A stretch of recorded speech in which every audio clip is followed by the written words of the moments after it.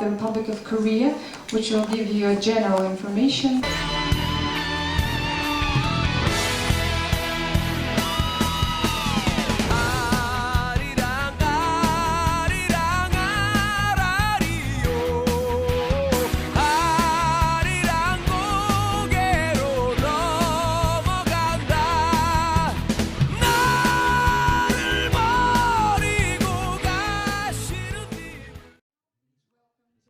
School of Humanities and Social Sciences, Mr. Daniel Pugh. Hello, and thank you everyone for being here today. This is really a special event, and it's a great honor for us to be host to His Excellency the Ambassador of Korea. I think this event is very appropriate for Nazarbayev University, and we're thrilled to host it. The historical connections between Kazakhstan and Korea are very clear and very obvious, but I think the future connections are even more important for us. Both nations are quickly becoming the economic powerhouses that are making Asia the center of economic gravity for the 21st century. Good afternoon. I'm so glad to be here in the Nazarbayev University, and I already have had the chance to give a lecture in Kazakh in Russian language, but for a long time I did not use English as ambassador. But today I will give you some lecture in English. The screen will show the history of Korean economy, so I will comment some of the points.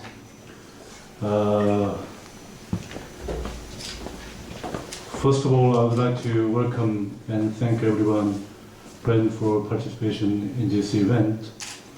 A moment ago, you have watched the video about the modern Korea. It is fantastic, but the past history of Korea was not so fantastic at all. Now, I would like to tell you something about the past of Korea. 50 years ago, when Korean War ended, there was almost nothing. At the time, our country just survived the Japanese occupation and the Korean War. I was born in 1957. That means 4 years after the ending of the Korean War. I was so lucky. The war destroyed almost everything without leaving hope for the future. Korean people did not believe in tomorrow, and they could only pray for survival. Korea was one of the least developed countries in the world back then. People died from hunger and disease in the aftermath of a nation-dividing war. In 1960s, 120 countries were registered in the UN, and while in Thailand the GDP per capita was about 220, but Korea was $76 only. In spite of dire situation, and the most unlucky generation in the history of Korea, who lived through Japanese imperialism and Korean War, was not fully discouraged to abandon the dream for a better future. They did not want their descendants to live like them. Korea finally succeeded in receiving the loan from the West Germany in the amount of 1.4 million German marks. In order to ensure the loan, Korea sent nurses and miners to West Germany. Nurses worked in the armed forces, and mine workers worked hard in dangerous conditions at the depths of 1,000 meters underground in unbearable heat. The diligence of Korean workers was noticed by the President of West Germany, Mr. Lubuke, and he invited Korean President Park Chung-hee to visit his country. After meeting Korean miners and nurses who were struggling to overcome the hardships, Korean President requested President of West Germany to support Korea in the process of economic development of the country. and the President Lubke gave his handkerchief to the President Park and promised that the West Germany will help Korea. In addition, Korea sent workforce to the Middle East in order to earn oil money. They worked day and night in the heart of the desert of the Middle East in the condition nobody wants to work in. Young women worked in factories for the production of wigs, clothing, and shoes. With this small capital accumulation, Korean government pursued a 5-year plan of economic development starting from 1962 and consecutively 6 times. That means for 30 years we pursued economic development plan. After 50 years, Korea is the 8th largest trading nation, and the trade volume amounts to over $1 trillion US. Today, Korean companies are being placed as the first in the fields of mobile phones, shipbuilding, displays, semiconductors, and others. I think for this kind of splendid achievement of economic development, there was 3 main pillars. Number 1 is a strong will of the leader and the will of the ordinary people to follow it. And the second is higher education. And the third is the tradition of Korea to respect education, and it lasted about 2,000 years.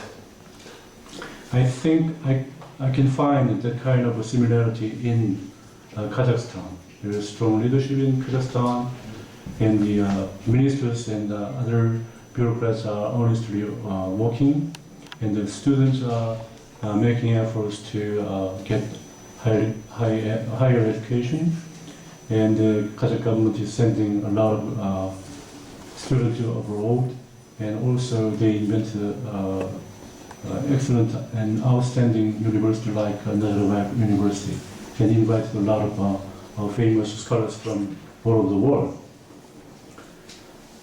Now I want to very shortly tell about current relations between Korea and Kazakhstan. After the establishment of diplomatic relations in 1992, it was when I was working in the Korean embassy in Moscow. Our bilateral relations have developed on the basis of mutual understanding and trust. Today, the Republic of Korea and the Republic of Kazakhstan are very dynamically expanding partnership in the various sectors of the economy as strategic partners. This year, 6th of September, in St. Petersburg, the newly elected President, Ms. Park Geun-hye, the first lady President of Korea, met with the President Nazarbayev at the G20 summit and agreed on continuation and expansion of economic cooperation between the two countries. The two leaders agreed to realize the current joint mega projects in Kazakhstan promptly and effectively, such as the construction of Balhash power plant, an oil and gas complex in Atral, and drilling in the Jambil block, and many more. On top of that, exchange in culture and art between the two countries is also vibrant. This year in Astana and Almaty, concerts of famous Korean male choir, E Maestri, were held successfully. And at the same time, the Kazakh famous singer Musimbayeva sang a song, Kara Kumgang, and she was responded by Korean audience very enthusiastically. Korean TV series and K-pop music are already popular and widely spread in daily life of Kazakhstan. It is without surprise that the opposite is also true. The culture and art of Kazakhstan are gradually gaining popularity among many Koreans. The Festival of Kazakh Culture in Seoul last year got a lot of enthusiasm from Korean audience. Furthermore, the number of Korean businessmen visiting Kazakhstan for the participation in Expo 2017 related projects are sharply increasing. Cooperation in the field of medicine, which is enlarging as well lately, could make a special contribution in development of medicine in Kazakhstan and its national welfare. Moreover, bilateral cooperation in the e-government and public administration will provide development and prosperity of Kazakhstan on the whole. I should say that next year the Kazakh government will host the International E-Government Conference here in Astana.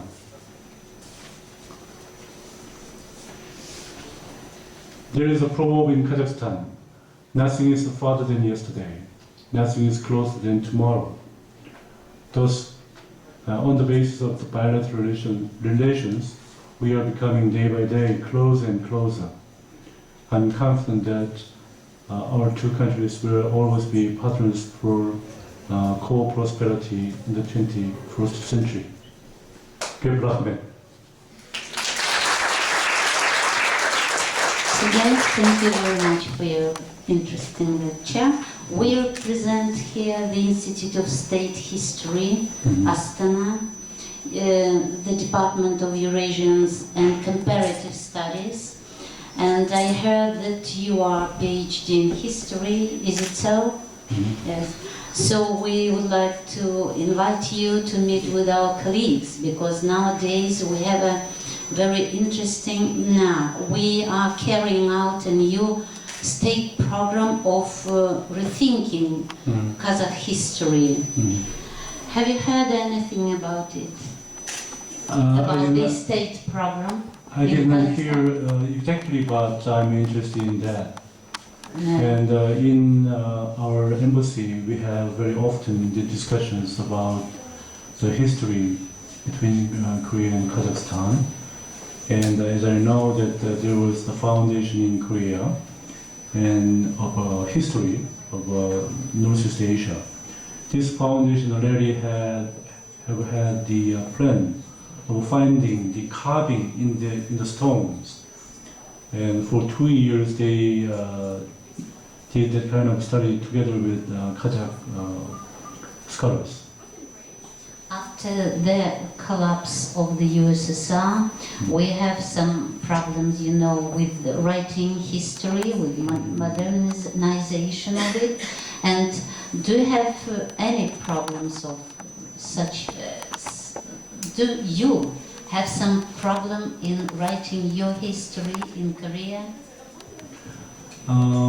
Recently, there was an initiative by the President Park Geun-hye about the co-writing of a history book between Korea, China, and Japan. As you know well, there is all the time the dispute about history between Korea and Japan, and between the three countries. Especially, we have a very serious problem with Japan. The Japanese are insisting that Dokdo is their island, but it's not true. And between Japan and China, there's also that kind of problem between Korea and China also. So I think when you think about the writing the history after Soviet Union, because many people believe that in Soviet Union time, the textbook of history and many articles of history was ideologically oriented. To the contrary, from the in Russia and in Kazakhstan, many of the histories of South Korea was ideologically biased, and they did not want to see the fact. So I think I'm interested in the kind of initiative. Thank you very much. Welcome to our university, Mr. Pэk Chú Hёn. I'm a member of Korean club in our university. So I want to thank you and Korean Cultural Center for organizing such an event, which brings us closer to Korea and its culture. So as a student, I'm very interested in education in Korea. So is there an opportunity to create a partnership between Korean universities and our university? Can you please tell something about this? Okay, thank you. I think that is the most necessary thing for the student. And I heard that there is a relation between Nazarbayev University and Ulsan Technological University. And Yevgenia was there. And I also recommend to have the kind of relations between Nazarbayev University and with outstanding Korean universities. In early 1960s, we established a special technological institute. It is KAIST. The background of establishing the kind of institute was the same with the initiative to make Nazarbayev University in Kazakhstan.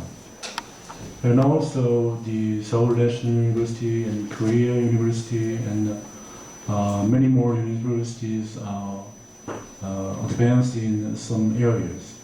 Especially I heard that, I did not know, but I heard from my Prime Minister that the Seoul National University is #1 in the world in pharmacology. Yeah. So I was surprised how we are #1. Maybe the Harvard or some US universities, but the long efforts of Seoul National University, in the pharmaceutical area, the Seoul National University has got some authoritative status. So you can find many Korean university and institute. With them you can communicate. And in Korea it is very popular to have the kind of sistership or brothership with other foreign country universities, and the exchange program for 6 months or 1 year, or the co-doctorship between the MBA courses between Korean University and MIT and Harvard, etc. So you can think about the kind of version for the Nazarbayev University. If you expand the kind of relations, then you will have more chance to get admitted to those universities and exchange the ideas about your area. Thank you. Thank you, everybody, for your attention and for your excellent question. And thank you, of course, Mr. Ambassador, for your time and for the wonderful presentation. And so we would like to present you now with a very small token of our gratitude from Nazarbayev University.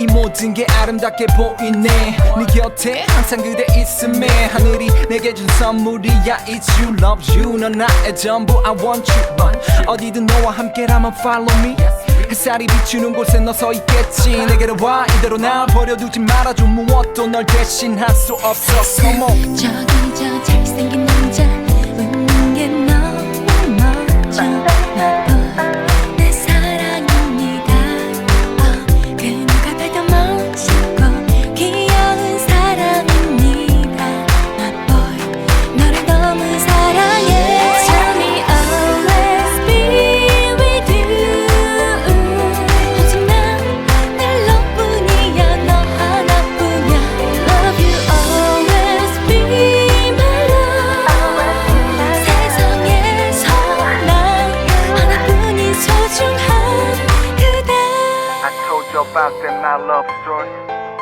Yeah, I found you Cause I'm every day very beautiful day 사랑스럽고 애교도 많죠 자기 자신보다 날 더 아끼고 사랑하죠 늘